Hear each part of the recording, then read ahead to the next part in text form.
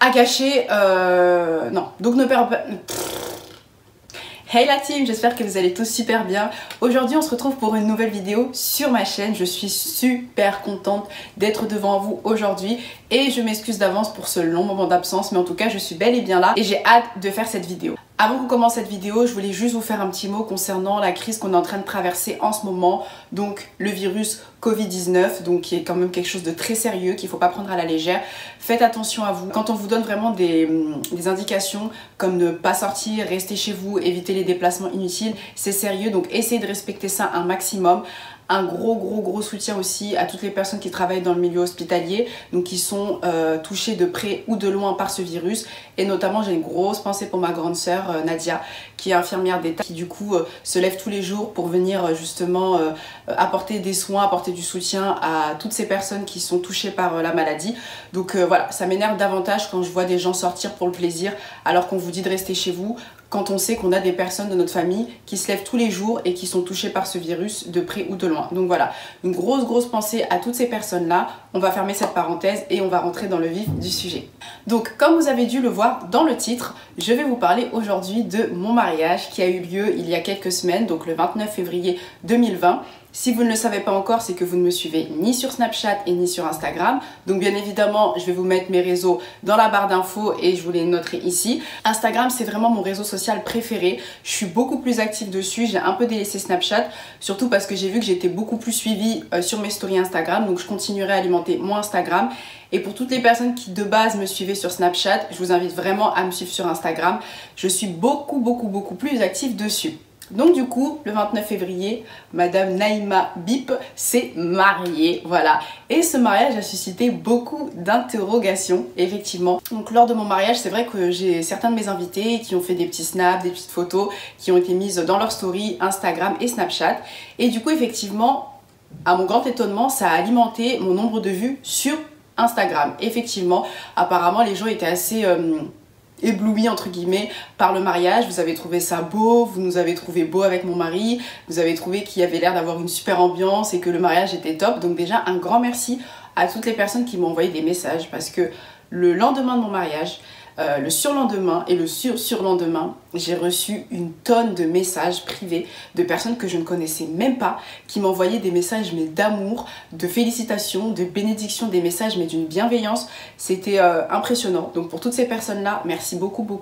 Vraiment, ça nous a beaucoup touché avec mon mari. Ça nous va droit au cœur, donc un grand merci. Et par la suite, j'ai reçu aussi des messages d'interrogation. Effectivement, beaucoup de personnes m'ont envoyé des messages concernant la mixité de mon mariage. Donc pour ceux qui ne le savent pas, je me suis mariée du coup avec un Congolais et je suis moi-même d'origine comorienne. Et c'est vrai que cette association des deux cultures vous a beaucoup interrogé et beaucoup surpris. Donc vous m'avez envoyé beaucoup, mais vraiment, de questions concernant le mariage. Et étant donné que c'était assez compliqué, je vous cache pas, de répondre à chaque personne, à toutes les questions en plus qui étaient souvent les mêmes qui revenaient, je me suis dit bah écoute, pourquoi pas faire une vidéo à ce sujet. Donc je vous ai posté une story avec l'onglet questions sur Instagram et je vous ai dit posez-moi toutes les questions qui vous intéressent concernant mon mariage Comore-Congo, et vous avez été nombreux. Donc quand j'ai consulté un peu toutes les questions qui m'avaient été posées, je me suis rendu compte que les questions ramenaient à au moins deux thèmes principaux. Donc du coup, dans la première partie de la vidéo, on va parler du fait de faire accepter son mari ou sa femme d'une autre origine dans sa communauté. La deuxième partie, ça va concerner justement l'organisation du mariage avec les deux traditions, comment faire pour du coup associer deux cultures différentes lors d'un mariage comme ce que nous avons fait nous. Et la dernière partie, ça sera plus vos avis, vos témoignages, parce que oui, vous avez été certaines à m'envoyer des messages en me disant que vous étiez pour la mixité ou que vous étiez contre la mixité. Bien évidemment, tout ça, ça sera anonyme, je ne citerai le nom de personne. Le plus important, c'est vraiment de pouvoir répondre à vos questions. Donc, on s'en fiche un petit peu de l'identité de la personne. Par contre, bien évidemment, je vous invite à donner votre avis dans les commentaires. Bien évidemment, on fait tout ça dans le respect, dans la tolérance et sans utiliser aucun propos raciste. Sachez que je suis pour le fait de pouvoir partager son opinion. Par contre, ce que je ne vais absolument pas tolérer, c'est les propos à caractère raciste qui font preuve d'intolérance et d'irrespect envers moi-même, envers mon mari, envers ma famille, envers ma belle famille, envers tous mes proches. Ça, par contre, c'est une chose que je ne tolérerai pas. Donc, tous vos commentaires à caractère raciste seront supprimés, bloqués, signalés, ce que vous voulez. Sur ce, une fois qu'on a posé toutes les bases de cette vidéo, je pense qu'il est temps qu'on commence. Alors du coup, j'ai pris toutes les questions, je les ai mises sur mon ordinateur. Donc là, on va commencer par la partie faire accepter du coup son mari ou sa femme d'une autre origine dans sa famille, comment la famille peut réagir, ou voilà, comment ça s'est passé pour moi. Donc je vais vous lire les questions petit à petit et on va y répondre. Donc la première question, tes parents ont-ils accepté dès le départ votre relation?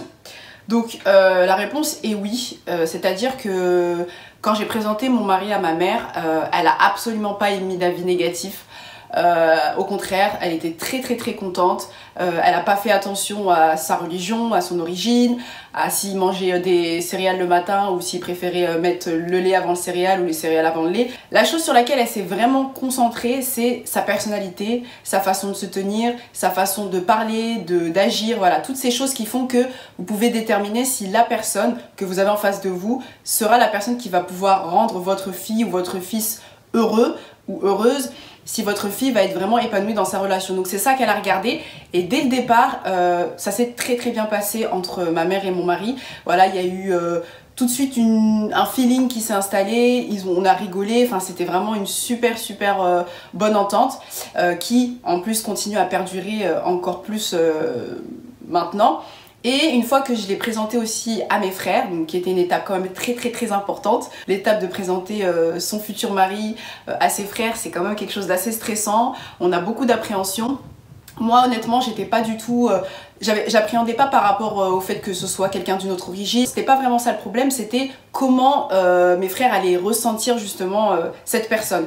Et ça s'est très bien passé aussi avec mes frères, grâce à Dieu. Il y a eu tout de suite une très bonne entente, mes frères ils l'ont tout de suite apprécié et aujourd'hui, comme je l'ai dit par rapport aussi à ma mère, c'est une relation qui continue à évoluer mais dans le bon sens du terme et qui leur permet de devenir encore plus proches que le départ. Ensuite, coucou, votre mariage a-t-il été accepté par ta famille comorienne parce que ton mari s'est converti? Donc la réponse est non. Comme je vous l'ai dit, quand j'ai présenté mon mari, que ce soit à ma mère ou à mes frères, mon mari avait sa propre religion, donc n'était pas musulman. Et ça n'a pas du tout été un blocage vis-à-vis de ma famille à moi.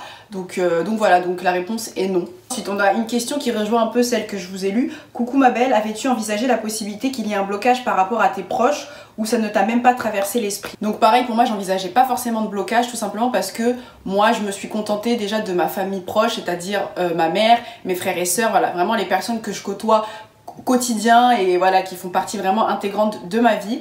Et en fait si vous voulez, je savais très bien que mes frères, ma mère, mes sœurs ne s'arrêtaient pas à une origine, ne s'arrêtaient pas à une religion. Voilà, c'est tout simplement ça. Nous on a été élevés avec les valeurs de la tolérance, avec le respect et avec le fait d'accepter l'autre.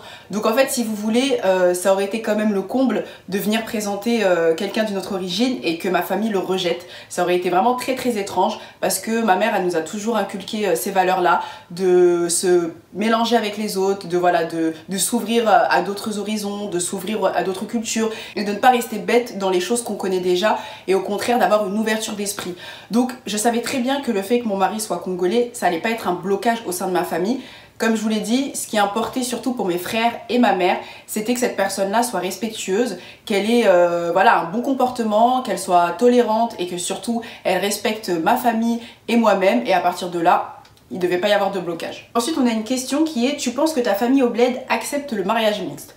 Donc ça c'est une très bonne question, tout simplement parce que effectivement parfois nous quand on vit par exemple en France, voilà, on prend des décisions, notre famille qui est en France avec nous peut accepter la décision qu'on veut prendre, mais c'est vrai qu'après quand l'information elle est transmise au bled, il peut y avoir des mauvais retours, on peut avoir des tantes ou des grands-parents qui s'y opposent, tout simplement parce que pour eux on respecte pas les traditions, on fait pas comme on devrait faire et donc du coup forcément ça peut être un très gros blocage.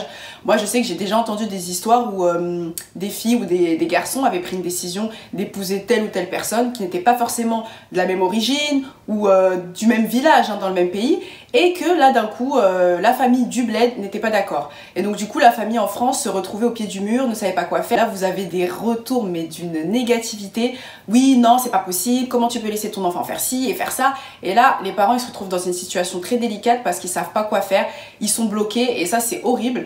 Et moi personnellement, une fois que j'en ai parlé à ma mère et que ma mère en a parlé autour d'elle, à ses amis ou aux personnes qu'elle côtoie même au bled, personne, enfin du moins elle m'a pas transmis l'info, mais n'a été réfractaire à cette union. Au contraire, elle a reçu beaucoup de soutien de la part de ses copines comoriennes, de la part de ses cousines. Donc tout le monde nous a soutenus dans cet événement-là. Donc ça a été quelque chose de très très gratifiant pour nous, pour mon mari et moi. Et surtout, s'il y a des personnes de mon pays, voilà, ou de ma famille qui n'acceptent pas la mixité de mon mariage, bah, malheureusement, je ne peux rien y faire.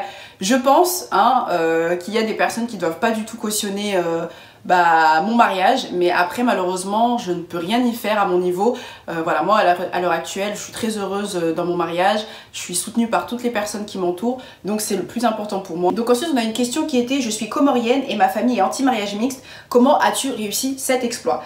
Il faut savoir que dans de nombreuses questions que j'ai eues, m'est revenue l'information: oui, comment tu as fait en tant que comorienne, en tant que femme comorienne, pour faire accepter une personne d'une autre origine dans ta famille. Parce que selon vos dires à vous, et d'ailleurs je vais vous lire quelques avis qui sont réels, comme comment as-tu fait pour que tes parents acceptent un non-comorien, ou voire c'était rien pour eux, y a-t-il des gens de ta famille qui t'ont renié, qui t'ont critiqué? Je sais que chez nous c'est tellement mal vu, surtout quand c'est la fille qui se marie ailleurs, alors que quand c'est un garçon on dit rien, enfin il est moins pointé du doigt, c'est trop hypocrite. Donc voilà, donc ça c'était un premier avis sur cette personne-là. Et j'en ai un autre qui dit: je pense que cette question a déjà été posée, mais bon, je tente quand même. Est-ce que ça n'a pas été compliqué, étant moi-même comorienne, que ta famille et de son côté aussi accepte le fait que ce soit une autre origine? Donc voilà. Et il y avait aussi: il est vrai que les familles comoriennes sont très fermées, l'idéal c'est d'être toujours avec un comorien.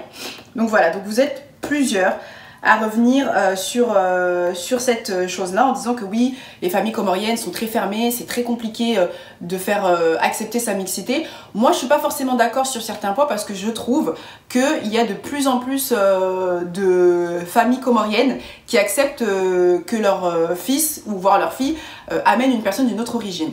Moi, personnellement, pour moi, ce n'est pas un exploit ce que j'ai fait. Comme je vous l'ai déjà dit, ma mère, elle est très tolérante, elle est ouverte d'esprit, elle a cette ouverture d'esprit et cette façon de voir le monde avec un œil. Ma mère de base elle est issue d'un métissage, donc elle est du côté de sa mère 100% comorienne, et du côté de son père qui était un français, donc un blanc. Donc ma mère elle est comorienne française, et elle a toujours essayé de s'adapter à ces deux origines. Ma mère elle a la double culture et elle s'en sert très très bien, parce qu'elle peut s'adapter dans toutes les situations. Et c'est ça que ma mère elle a voulu nous inculquer, c'est le fait de pouvoir être des caméléons, de pouvoir s'adapter à toutes les situations et de ne pas être renfermé et cantonné dans une seule culture, une seule origine, et ne pas réussir à s'ouvrir au monde. Donc en fait c'est pas un exploit pour moi, puisque ma mère est comme ça. Après, il faut savoir que dans ma famille, on est très très très ouvert à la communication, et donc du coup c'est une base solide de notre famille. À partir du moment où je suis venue, que j'ai expliqué les choses à ma mère avec sérieux, en lui montrant que j'étais sûre de moi, que ma décision elle était prise et que c'était mûrement réfléchi, et bah tout de suite elle m'a suivie. Elle m'a suivie, elle m'a soutenue, mes frères ont été dans la même optique, et à partir de là, je me suis sentie vraiment tellement bien entourée et épaulée que j'avais l'impression que je pouvais affronter n'importe quelle situation. Et que même si demain j'entendais des paroles négatives de la part de certaines personnes de ma famille, au bled ou même en France, ça pouvait même pas m'atteindre, parce que les personnes les plus importantes étaient avec moi. Et c'est ça en fait toute la différence. À partir du moment où votre famille la plus proche est de votre côté, il n'y a rien, mais strictement rien, qui peut vous abattre. Donc c'est pas vraiment un exploit pour moi, c'est juste que j'ai la chance voilà, d'avoir une mère qui est très tolérante, qui est ouverte d'esprit et qui n'est absolument pas fermée à la mixité. Alors comment procéder pour que nos parents puissent accepter notre futur mari? Donc ça c'est une question assez compliquée, parce que tout dépend de la famille dans laquelle vous êtes, tout dépend aussi de la manière dont vous amenez les choses. Moi il y a un seul conseil que je peux vous donner par rapport à ça, c'est de faire les choses correctement, c'est-à-dire avec patience, avec délicatesse, et de ne absolument pas brusquer votre famille quand vous leur présentez la situation dans laquelle vous êtes. Parce que quand vous donnez l'impression à votre famille que vous leur imposez quelque chose, ça peut les braquer, ça peut voilà, leur donner l'impression que vous prenez vos propres décisions, que vous n'avez pas besoin d'eux, et que finalement vous leur imposez vos choix sans qu'ils aient leur mot à dire. Parce que vos parents, peu importe l'âge que vous aurez, ils auront toujours besoin de donner leur avis et d'avoir l'impression que vous avez encore besoin d'eux et que leur avis il compte beaucoup. Moi, l'avis de mes parents, l'avis de mes frères et sœurs, il est essentiel pour moi parce que sans ça, je peux pas être à l'aise dans ce que je fais, je peux pas être à l'aise dans les décisions que je prends si je me sens pas soutenue. Donc prenez le temps de parler, prenez le temps d'expliquer les choses, de leur montrer que vous êtes sûr de vous, que c'est une décision que vous avez mûrement réfléchie, que c'est pas sur un coup de tête et que vraiment c'est ce dont vous avez besoin pour être heureuse et pour continuer votre vie dans les meilleures conditions. Parfois, c'est vrai que vous allez vous retrouver face à un mur. Voilà, moi j'ai lu des témoignages de certaines d'entre vous qui me disaient que c'était très compliqué pour elles parce que à peine elles en parlent, le parent se braque, se bloque à des propos qui peuvent être parfois très blessants, limite un peu racistes et que du coup ça vous fait perdre tout espoir. Et forcément, ça doit pas du tout être évident, je me mets à votre place, c'est pas du tout facile. Mais il faut être patient, il faut s'en remettre à Dieu, il faut essayer d'utiliser notre manière d'exprimer votre situation. Voilà, il faut être patient, c'est la seule chose et vraiment le seul conseil que je puisse vous donner. Mais donc, on a fait le tour sur tout ce qui concerne le fait de faire accepter son mari ou sa femme d'une autre origine dans sa famille. Donc on va passer à la deuxième partie qui est justement associer les deux traditions pour le mariage. Donc, la première question, aussi simple, comment tu as fait pour mettre les deux traditions ensemble à ton mariage? Alors moi de base, je comptais faire avec mon mari un mariage très simple, c'est-à-dire une soirée dans une belle salle, on mange, on danse jusqu'à 6 h du matin, tout le monde rentre à la maison et c'est très bien. Et c'est vrai que ma mère m'a soumis l'idée qu'elle aimerait bien que je fasse un petit ukumbi, histoire d'apporter justement à mon mariage le petit côté tradition comorienne. Donc du coup j'en ai parlé à mon mari, qui a été totalement d'accord, il n'y a mis aucune objection.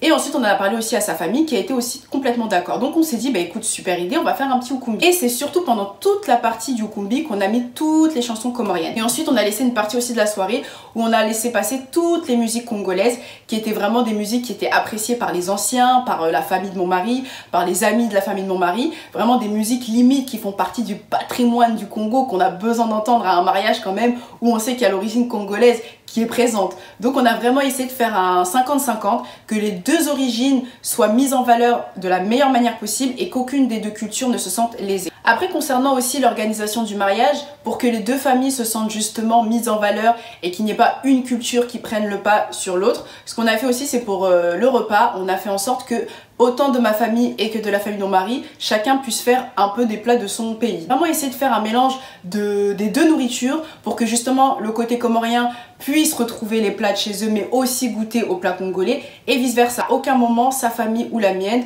n'a imposé à l'autre telle ou telle chose. Vraiment, c'était notre mariage, on l'a bien compris, ils nous l'ont fait ressentir. Le plus important pour eux, en fait, c'est qu'on soit heureux et que notre mariage nous ressemble et c'est ce qui s'est passé. Et je pense que c'est pour ça que ça a aussi bien fonctionné parce qu'en fait, chacune des deux familles a su rester à sa place et a su vraiment s'unir pour ce moment parce que c'était important pour nous. Donc maintenant nous allons passer à la dernière partie de cette vidéo qui est du coup le témoignage, vos ressentis, les petits messages que vous m'avez envoyés. Donc j'ai un message qui me dit franchement c'est trop beau le mélange de cultures que tu as fait à ton mariage. Ça change, on voit les Comores évoluer, se développer. Merci de nous avoir donné encore espoir pour nous motiver à rien lâcher parce que nos parents ils sont chauds. Ton mariage m'a donné encore plus de l'espoir, Wallah que c'est possible, Inch'Allah.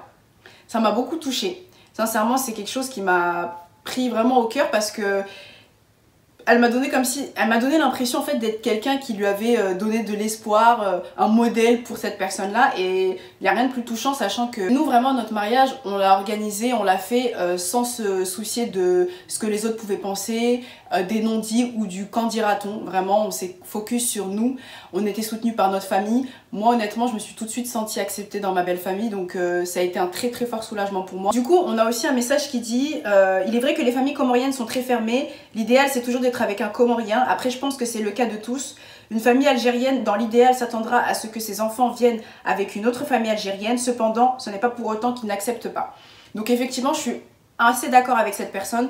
Je pense que à partir du moment où votre famille voit que vous êtes très très épanouie, que vous êtes heureuse et que vous vivez vraiment un heureux ménage avec la personne que vous avez choisie, je pense qu'avec le temps, avec de la patience et de la persévérance de votre part, votre famille pourrait accepter, pourrait s'y faire et se dire bah écoute, mon fils ou ma fille a l'air très heureuse, a l'air de bien vivre, cette personne a l'air bien, pourquoi je m'obstine à ne pas vouloir l'accepter? Parce que c'est très compliqué. Vraiment, parfois j'ai lu des messages qui m'ont blessée, qui m'ont fait mal pour vous. quand je voyais vraiment que vous étiez vraiment heureuse avec cette personne et que votre famille était obstinée à ne pas vouloir, sans apprendre à la connaître, sans savoir même comment il s'appelle, ou où il vit, ou qu'est-ce qu'il fait dans la vie. Non, à partir du moment où vous avez juste parlé de son origine, c'était fini. Le discours était rompu, voilà. Mets-toi sur le côté, passe à autre chose, je vais plus entendre parler de ça. C'est très très brutal et honnêtement, je sais pas comment j'aurais réagi, comment je me sentirais moi à l'heure actuelle si j'avais été dans une situation comme ça. Et je remercie tellement Dieu de m'avoir facilité dans cette union et d'avoir fait en sorte que ma famille et la famille de mon mari s'entendent aussi bien et nous acceptent l'un et l'autre dans cette famille-là. Ensuite, on a un avis d'une personne qui est contre la mixité. Donc du coup il m'a dit qu'elle était contre et donc j'en ai profité à ce moment-là pour lui dire bah dis-moi pourquoi. Donc elle m'a dit la première raison qui sera la plus évidente c'est l'origine. Pour moi ça sera dur de vivre avec quelqu'un avec qui je ne partage pas la même culture, les traditions à respecter, la langue, qui est une barrière de plus dans les relations famille et belle famille. Un exemple tout bête, les chansons comoriennes, toi arabe par exemple, il n'aura pas les références, on ne pourra même pas chanter ensemble. Donc du coup, moi je prends l'exemple de mon cas. Sincèrement, pendant le Ukumbi, si vous auriez vu ma belle famille congolaise, comment elle était trop bien intégrée dans le truc, c'était incroyable. Donc en fait, ça ne veut rien dire. Ma belle maman, elle dansait sur les musiques comoriennes pendant le Ukumbi, mais normal, normal. Ma mère, elle a dansé pendant l'entrée justement de mon mari avec sa famille sur la musique congolaise. Il n'y a pas eu de... Il n'y a pas eu de blocage, il n'y a pas eu de non, moi je danse pas là-dessus, ou moi je connais pas, je fais pas, absolument pas. Tout le monde s'est prêté au jeu. Donc si vous voulez vraiment que ça se passe bien, si vous voulez vraiment kiffer, mais chacun met ses a priori de côté ou ses manières et tout le monde se met dans la masse et ça se passe super bien. Donc sincèrement, mon mari il connaissait pas du tout les musiques comoriennes, il savait pas du tout comment ça se passait réellement en Ukumbi et pourtant pendant le Ukumbi, eh ben, il a essayé de s'acclimater justement à la façon de faire, il a regardé un peu tout le monde. Pareil, hein, les tantes du côté de mon mari, elles connaissaient pas les Ukumbi, elles savent pas du tout comment ça se passe et pourtant tout le monde a fait l'effort, tout le monde a dansé sur les musiques comoriennes, a essayé de suivre le pas, vous savez, on va à droite, on va à gauche et ça c'est super bien passé. Donc en fait finalement pour moi c'est des petits a priori, c'est un détail. Après ça peut être ton avis là-dessus, je suis complètement d'accord, mais honnêtement moi à l'heure actuelle ça ne me dérange absolument pas de ne pas pouvoir chanter sur les musiques de Touarab avec mon mari. Je préfère chanter sur du Aya Nakamura. Je rigole. Ensuite son deuxième petit point c'est, là c'est plutôt personnel. Je sais que je vais finir par rentrer au bled pour pouvoir m'installer et pouvoir avoir ma propre maison et mon commerce. Et vu que j'ai un projet de faire avancer le pays, donc ça c'est top, d'apporter quelque chose à la communauté, mettre en place des projets pour que le pays évolue, parenthèse, ça m'a fait trop plaisir de lire ça, franchement, je trouve ça très honorable de ta part et j'espère sincèrement que tu arriveras à mettre en place ton projet. Inch'Allah, on croise les doigts pour toi. Donc j'aurais besoin que mon mari auprès de moi m'aide à concrétiser tout ça. Encore une fois, la langue, si j'ai besoin qu'il aille faire quelque chose, mais sans moi, il ne pourra pas s'il ne parle pas comorien. Un truc important aussi, vu que ce n'est pas un comorien, il ne comprendra pas l'importance de ce projet. Enfin, il n'aura pas ce sentiment fort que j'ai en moi de faire évoluer les choses et à un moment donné, il sera lassé et voudra rentrer en France. Donc ça, c'est pour moi 2 poids 2 mesures. Moi, je parle en mon nom et en fonction de mon ressenti. Moi, aujourd'hui, je sais que mon mari, il me soutient dans tout ce que je fais. À partir du moment où il sait que c'est quelque chose qui me tient à cœur, c'est une chose dans laquelle je suis épanouie ou que j'aime faire, il est à fond. Il me soutient même plus que moi-même. Et en fait, je sais que demain, si je lui dis voilà, j'ai envie d'aller au bled, j'ai envie d'ouvrir une société de décoration d'intérieur, voilà, je veux que tu m'aides à mettre en place ce projet, je vous promets qu'il me suivra. Il me suivra, il me soutiendra. Parce que justement, on s'est promis en tant que mari et femme, et c'est ça la base d'un bon couple, c'est de se soutenir quoi qu'il arrive dans le projet de l'autre. Et surtout d'oublier peut-être ses propres envies un instant pour faire plaisir à l'autre. Je pense que c'est important de savoir faire ça aussi, de savoir s'oublier un petit peu pour faire vibrer et pour faire briller l'autre. Donc moi je sais que demain, pareil, mon mari me dit voilà, j'ai envie d'aller au Congo, je veux ouvrir ma société de location de voiture ou je sais pas, ma boîte de production de films, mais je vais le suivre. Je vais le suivre. Oui, ça va me faire mal de laisser ma famille, mais sincèrement, je m'investirai autant dans son projet que le mien, parce qu'en fait c'est notre projet au final, c'est votre mari, donc c'est votre projet, donc il est normalement essentiel pour lui de s'intégrer et de s'impliquer dedans comme si c'était vous. Nous, en tout cas, c'est comme ça que ça fonctionne. Et dans plein de couples que j'ai vus, c'est comme ça que ça fonctionne aussi. Donc, c'est pas parce que ton mari n'est pas comorien qu'il ne te soutiendra pas dans ton projet. Ça veut rien dire. Il peut être comorien, venir avec toi, au bout de 3 mois, ça le saoule, il veut rentrer en France. Pourquoi je croise les bras? N'importe quoi. J'ai cru que j'avais lancé la punchline du siècle. Non, mais sincèrement, c'est pas parce que demain, mon mari, il est congolais, qu'il voudra pas me soutenir autant que si j'avais épousé un comorien dans un projet que je veux faire au bled. Absolument pas. Vous avez des milliers d'hommes qui sont pas forcément comoriens, qui épousent des comoriennes et qui investissent dans une maison au bled pour la famille de la femme. Voilà. Ben demain, je veux construire une maison à ma mère aux Comores. Vous pensez que mon mari va me dire « Ouais, non, moi, ma mère, elle est pas comorienne, je suis pas comorien. Pourquoi je vais construire une maison au bled pour ta mère ?» Jamais de la vie. Et vice versa. Demain, il me dit « Je veux construire une maison pour mes parents au bled, au Congo. » Je vais lui dire « Ah mais moi je suis pas congolaise, pourquoi je... » Absolument pas. Ça c'est une façon de penser qui est trop arrêtée. Il faut pas penser comme ça. Il faut oublier l'origine, il faut oublier, là on parle de la personne. C'est ton mari, donc il te soutiendra quoi qu'il arrive. Il peut être chinois, il peut être arabe, il peut être polonais. Il t'aime.